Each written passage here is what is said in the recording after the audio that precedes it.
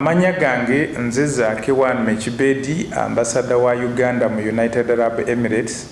Nja kusooka n'okwebaza Tawira Radio ne TV okutwala obuvunaanyizibwa buno okujja tunyumyemu ku bya convention oba olukuŋŋaana lwe tugenda okuba nalwo ng'ennaku z'omwezi 15 ku 18 mu Hotel Hyatt Hotel Adaira Dubai.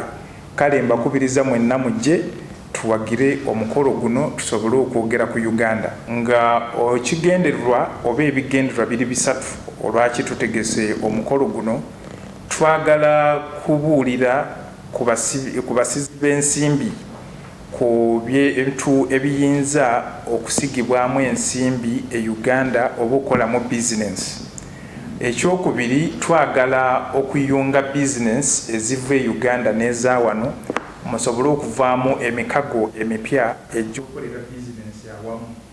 Ekyokusatu, twagala kampani eziri wano ezikola bizinensi mu Uganda zitubuulireko buzibu ki bwe basanga mu kukola bizinensi mu Uganda, tusobole okubanga gavumenti tusobole okutereezaamu, tusobole okubeera nti Uganda esobola okusikizibwa abantu abalala bangi okujja okukola bizinensi.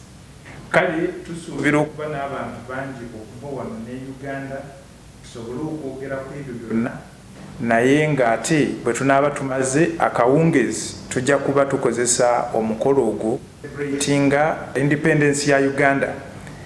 Kuno tugenda kucelebratinga mu ngeri nga 3. Tugenda kubanga tuba n'okulya emmere ez'enjawulo okuva mu Uganda yonna, tubeere n'okulaga Abanayuganda bwe bambala nga bagenda ku mikolo egy'enjawulo, tubeere n'okuzina okulaga amazina agava mu Central, mu Eastern, mu Northern ne Western Uganda. Naye ng'ekirala mu byonna ekisinga obukulu tujja kubanga tubeera wamu tukole emikwano emipya, tusobole okukola contacts n'okusobola okunyumyamu ebitukwatako ffenna ng'Abanayuganda. Kale mbakubiriza mwenna mujje n'emikwano gyammwe n'abantu amakampani ge mukolamu be mumanyi bonna nti bajja kutwegattako okwongera okulankulanya ensi yaffe Uganda.